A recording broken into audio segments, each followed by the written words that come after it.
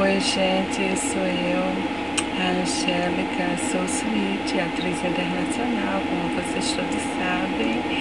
Eu fui convidada para estar aí nessa igreja hoje, com essas pessoas maravilhosas, mas infelizmente não foi possível, porque a minha agenda já está lotada até 2015, mas nós já estamos marcando para 2016, tá?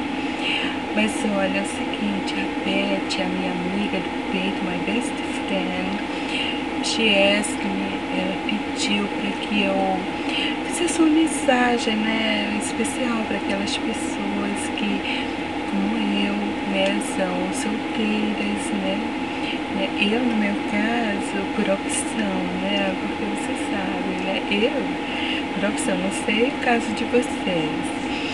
Mas olha, gente, eu quero falar para vocês que não percam a esperança, tá? Porque sempre existe um chinelo velho para um pé doente, mesmo que o seu seja torto, tá? Além disso, Deus falou que o homem não deveria ficar só. Portanto, não se desesperem, aguardem mais um pouco, fiquem atentos, tá? Agora, olhem quando vocês forem em qualquer lugar, porque a sua cara metade, a sua Ruth, o seu Boaz está em qualquer lugar, tá?